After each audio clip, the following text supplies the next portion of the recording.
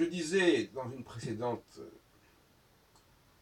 causerie, je crois que c'est le mot qui convient, que le leader, il y a plusieurs types de leaders, mais le point commun, c'est qu'il faut toujours un bouc émissaire. Que ce soit le leader qui veut préparer le futur et qui veut réformer et qui veut mettre fin à un ancien régime en quelque sorte, il y aura donc des gens qu'il va falloir évacuer, qu'il va falloir marginaliser, et qui sont être les victimes un petit peu, les dindons de la farce, les victimes de cette réforme. Il y a toujours des victimes, il y a toujours des gens qui sont sacrifiés, des gens qui sont jugés indésirables, qui bloquent le système, qui freinent le progrès. Mais il peut y avoir aussi, dans l'autre cas, quand il s'agit de maintenir l'ancien statu quo, à ce moment-là, le bouc émissaire, c'est le novateur. Le bouc émissaire, c'est celui qui remet en question un certain statu quo, justement. Donc, dans les deux cas, il y a des bêtes noires. Bêtes noires.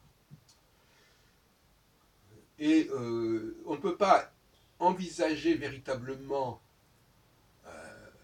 un consensus qui ne se ferait pas sur le dos d'un bouc émissaire. On a beaucoup étudié la question du bouc émissaire, quelle était sa signification. Mais on doit désigner un bouc émissaire pour que le consensus se fasse aussi bien vers le passé que vers le futur. Et ce n'est pas la même stratégie. Les boucs émissaires, dans les deux cas, ne sont pas les mêmes. Je dirais même que ce n'est pas du tout les mêmes. Et qu'il y a donc des échanges, il y a des transferts de boucs émissaires selon les enjeux et selon qu'on est en phase où il faut préparer un nouveau consensus, ou au contraire qu'il faut restaurer ou maintenir un ancien consensus. Et cette alternance des deux consensus, elle est au cœur de la cyclicité dont je traite dans mes recherches astrologiques.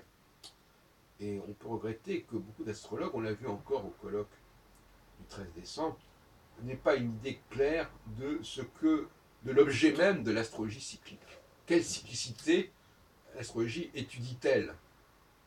En dehors de dire qu'elle étudie les cyclicités liées aux différentes planètes et aux différents signes, mais ça ne répond pas à la question. On ne peut pas simplement répondre la cyclicité, c'est de passer de tel à tel signe, ou de tel à tel aspect, ou de telle à telle planète. Non, il faut avoir une philosophie de la cyclicité. Et c'est ce que je propose à nos amis astrologues. C'est un nouveau design que je propose. Alors, effectivement, c'est vrai que dans le nouveau consensus, il faut en effet désigner des éléments qui sont des éléments, on va appeler des boulets, des obstacles. On parle aussi d'obstacles épistémologiques, c'est-à-dire des choses, des blocages, des verrouillages qu'il faut faire sauter. Effectivement, il faut désigner, et si on ne désigne pas, il y a un problème. Alors, effectivement, si on prend le cas des boucs émissaires, l'affaire des chances de nationalité, c'est une forme c'est une façon de désigner, même d'un point de vue purement symbolique, de désigner un groupe et de le stigmatiser. Par-delà l'efficacité même, elle désigne tous ceux qui sont dans la double nationalité. On ne peut pas se voiler la face. Donc on dit, voilà, bon, ces gens-là sont des gens qui sont un problème, qui ont une probabilité, parce que c'est d'eux, même si ça n'est qu'une toute minorité qui va venir d'eux, c'est d'eux que ça va émaner. Et moi, j'attache beaucoup d'importance à la notion de probabilité, aussi bien positive que négative. On sait que il y a des chances, ou il y a peu de chances, pour que de tels groupes viennent telle population ou tel type de personnes. c'est vrai aussi bien pour les hommes que pour les femmes, que pour telle et telle catégorie. Il y a peu de chances que. Et on fonctionne nécessairement sur cette notion de probabilité. Sinon, on ne peut pas établir de politique, on ne peut pas mettre en place une organisation si on n'a pas une idée plus globale. On ne peut pas faire que du cas par cas. Et on est obligé d'avoir des idées générales et d'englober des catégories qui sont plus ceci ou plus cela. Il n'y a pas de façon autre de travailler au niveau de la gouvernance. Donc, nous avons des bêtes noires, nous avons des boucs émissaires dans tous les domaines, des choses auxquelles il va falloir renoncer, parce que ça bloque, ça perpétue des choses qui ne sont pas valables, qu'il va falloir casser, ou alors des gens qu'il va falloir éloigner parce qu'ils gênent. Ils gênent, ils perturbent, et c'est pas souhaitable. Par exemple, dans les réunions astrologiques, pour ne prendre que cet exemple, c'est une société comme une autre, eh bien,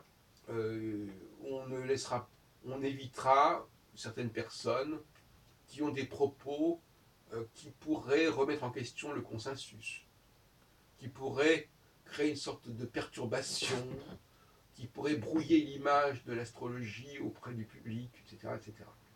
On a déjà connu ce problème avec Baglis TV, qui a demandé à certaines personnes de ne pas intervenir sur leurs ondes parce que ça gênait, ça empêchait, ça entravait un certain consensus où les gens étaient à peu près d'accord. Inversement, dans une autre logique, ce sont précisément certaines populations qui seront jugées indésirables. Par exemple, les enseignants en astrologie, les praticiens en astrologie, qui seraient considérés comme empêchant une réflexion de renouvellement sur le renouvellement de l'image de l'astrologie. Voilà, donc il y a constamment des boucs émissaires qui changent selon les enjeux. Dites-moi quel est votre bouc émissaire et je vous dirai où nous sommes, dans quelle phase où nous sommes. Donc, pour revenir à la cyclicité, eh bien oui, il faut regarder cette cyclicité. Le mot-clé, j'emploie le mot leader, mais en fin de compte, le mot-clé, c'est peut-être le mot consensus. Et le consensus est inséparable quelque part de l'idée de leader. Mais il est quel consensus?